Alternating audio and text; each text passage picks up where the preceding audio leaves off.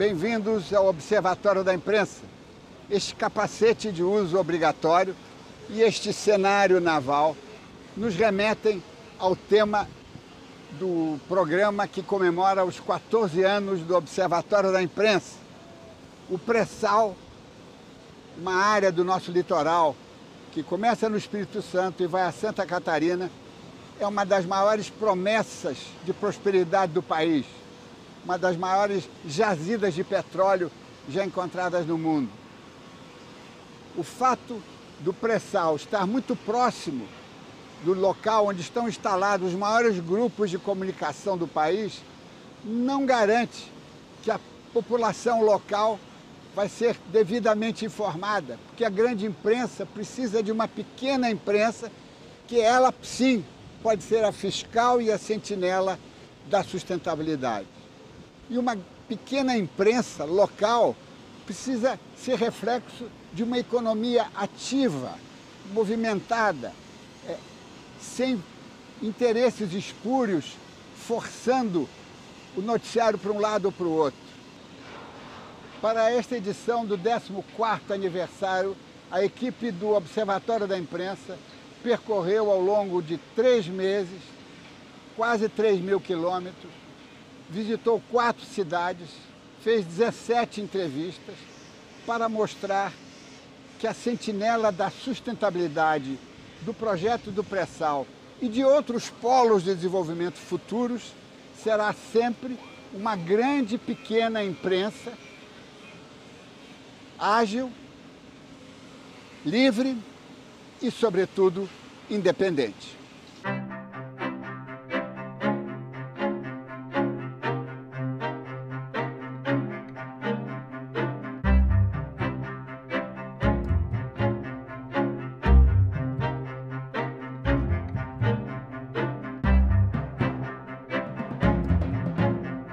Uma das maiores riquezas do Brasil está no fundo do mar, numa profundidade que supera os 7.000 metros.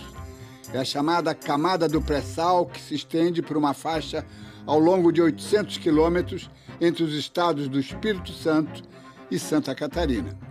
Vários campos já foram descobertos, porém o de Tupi, na Bacia de Campos, é o principal, com uma reserva de 5 a 8 bilhões de barris de óleo. A descoberta é considerada uma das maiores do mundo na última década. Hoje, o petróleo representa 10% do PIB brasileiro, podendo chegar a 20% em 2020.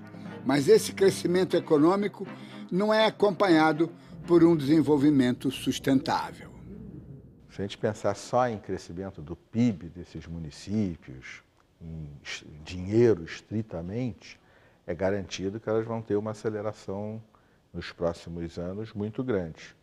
Nada garante os anos que virão depois, mas nós sabemos que desenvolvimento não é só isso. Desenvolvimento é também desenvolvimento social, desenvolvimento humano, sustentabilidade, não pode acabar com o meio ambiente do local ou contribuir para problemas globais. Essa oportunidade de desenvolvimento pode fazer com que o Brasil rompa com as desigualdades sociais e regionais históricas do país.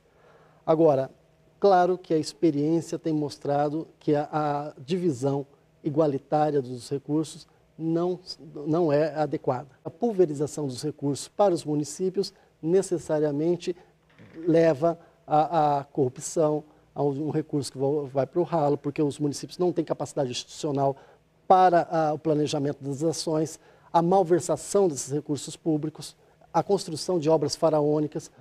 Isso acho que ocorre fundamentalmente em função de pouca fiscalização, né? Pouca transparência, inclusive, nos gastos desse dinheiro que vem do petróleo, né? Eu acho que a população, a sociedade local, tanto dos municípios quanto dos estados, ela não sabe direito, não tem acesso aos números reais. Esse dinheiro, ele estaria, né, teoricamente comprometido, né, com as gerações futuras, né? Políticas públicas são parte muito importante, a mobilização da sociedade é outra parte importante. É garantido que elas sairão desse processo todo, dessas cidades, maiores, mas se sairão mais desenvolvidas, essa é uma história em aberto. As cidades beneficiadas, que receberão os recursos do pré-sal, têm formação histórica e sociocultural bem diferentes. Vitória do Espírito Santo tem a maior renda per capita entre as capitais brasileiras. Com 2 portos que exportam 25% da carga do país, o Espírito Santo é também o grande produtor de petróleo e gás e ostenta o título da 2ª capital brasileira em qualidade de vida. Mas a população convive com um contraste dramático. Atualmente, o Espírito Santo é o 2º estado mais violento do país. Os graves problemas da região não são destaque na mídia local. O principal problema da imprensa regional brasileira é decorrente do fato de que demorou muito tempo para que os locais mais distantes dos grandes centros se transformassem em comunidades, em sociedades capazes de manter um jornal vivo. Portanto, com exceção de alguns poucos títulos nos polos de desenvolvimento do país, até 15, 20 anos atrás era raríssimo você encontrar um jornal de alcance regional, estadual ou de região dentro de um estado que fosse capaz de sobreviver às custas apenas da sua receita de circulação e de publicidade. Se não tivesse a informação local nas nossas televisões, que são afiliadas, todas são afiliadas, eu acho que o povo não sentiria a falta do noticiário local, não. É uma pauta, não digo viciante, mas uma pauta rotineira. Existe um noticiário na televisão local de 10, 15, 20 minutos, que é obrigatório, é diário. Às vezes a gente não tem notícia para cobrir aqui. A capital capixaba conta com 3 jornais impressos, 4 na internet e 8 rádios, mas a pauta é limitada. Outra cidade que ganhou força a partir da exportação de cargas foi Santos, no litoral de São Paulo. O município abriga o maior porto da América Latina, responsável por mais de 1/4 da movimentação da balança comercial brasileira. Há 2 anos, foi iniciada a produção do pré-sal na Bacia de Santos. Hoje já são extraídos milhares de barris no polo do pré-sal e daqui a 5 anos a produção diária vai alcançar 1 milhão de barris por dia. Esse pulo, né, da produção 3 vezes maior, quer dizer, vai também gerar 3 vezes maior, ou não sei quantas vezes maior, esse dinheiro para os municípios e estados, né? Isso indica que jamais poderemos deixar todo esse montante na mão de prefeitos, né? Sem qualquer tipo de cobrança. Daí a necessidade de um controle social extremamente rigoroso. Há uma chave para responder essa questão. E essa chave é o conhecimento. É aproveitar esse afluxo de recursos, de investimento, para maximizar as oportunidades de acessar conhecimento daquela população. Isso tem qualidade do ensino público é, obviamente, um dos fatores centrais, mas não se esgota aí. É fazer aquela sociedade valorizar o conhecimento, toda ela, nas escolas, os pais, os fornecedores de serviço, o motorista de táxi, atrair centros produtores de conhecimento. A mídia em Santos está concentrada no tradicional Grupo Tribuna, que conta com um jornal impresso, uma rádio e um canal de televisão afiliado à Rede Globo. Outras emissoras de TV e rádio são minoritárias. Os poucos impressos locais são gratuitos.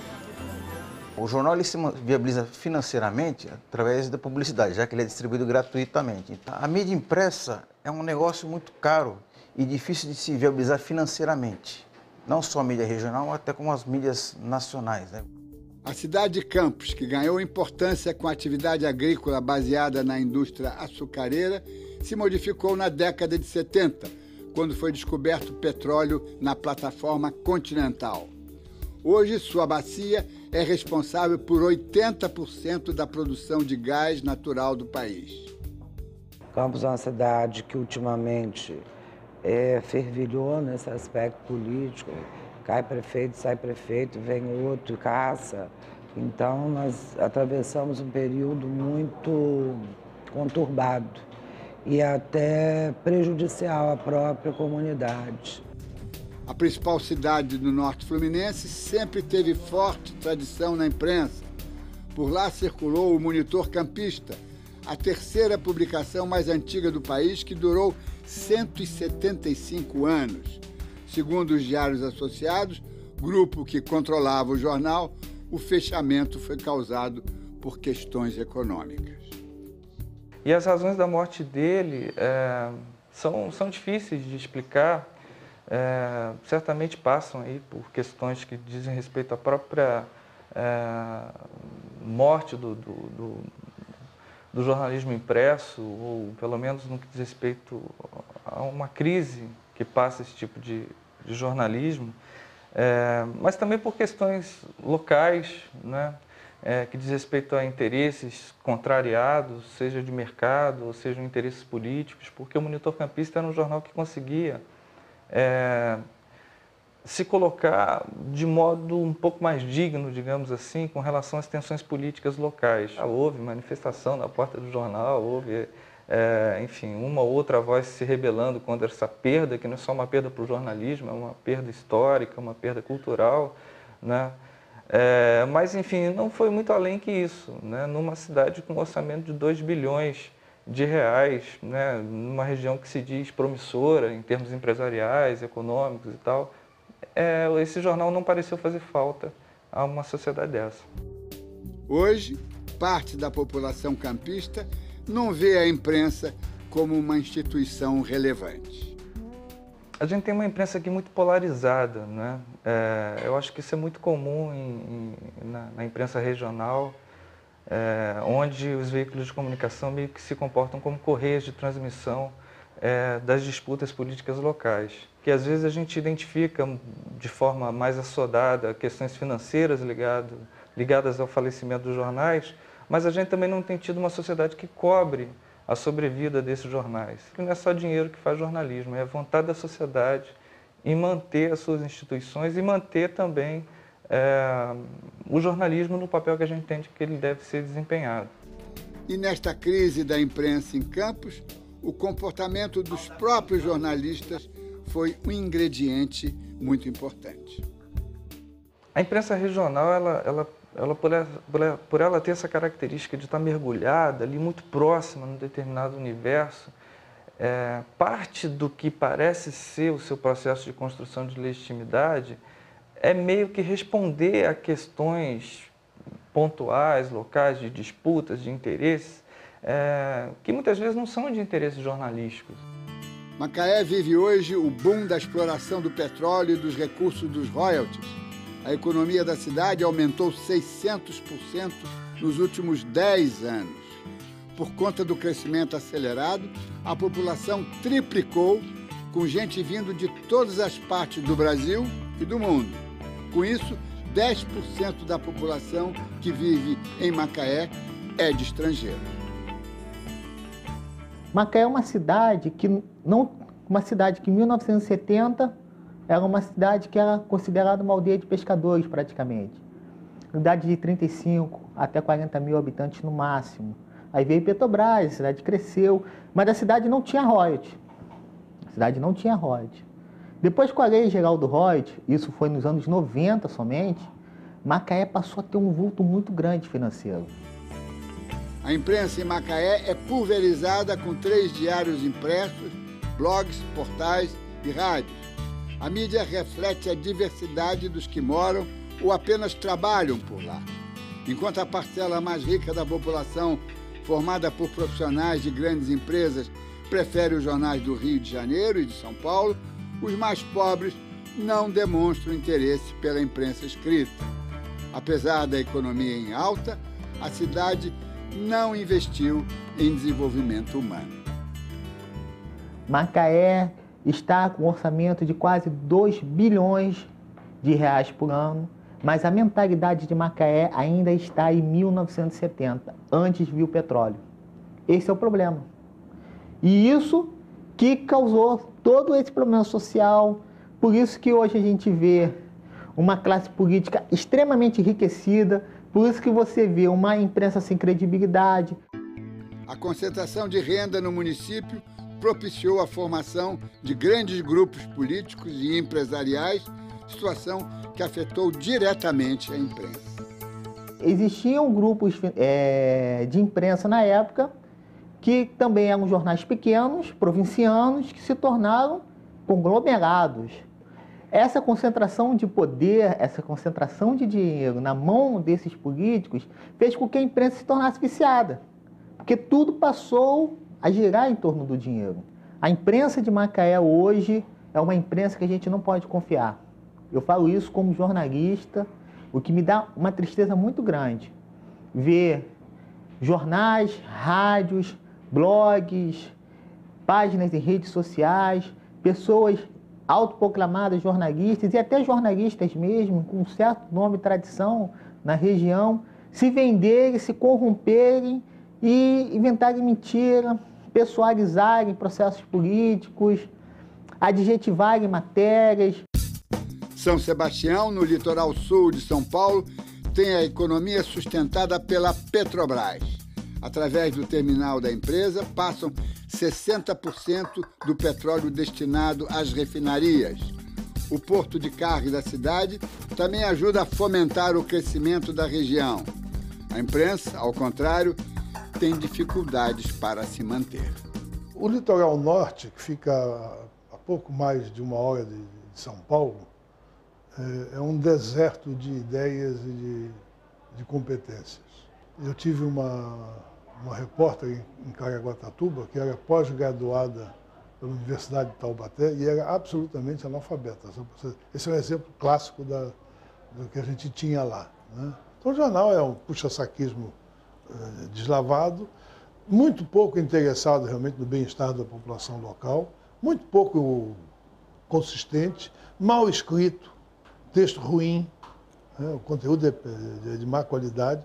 Às vezes aparece uma coisa boa, mas é sem querer. Não é uma coisa estudada ou planejada. Às vezes acontece uma coisa boa, às vezes aparece um carinha lá escrevendo direitinho. Tem aquela coisa, os colaboradores locais, né? Então, o advogado ou o dono da mercearia ou não sei o que tal, diz, eu fiz uma poesia para o aniversário da minha... Aí bota lá a poesia. Olha, Proust impera no litoral, né? Nós somos todos em busca do tempo perdido.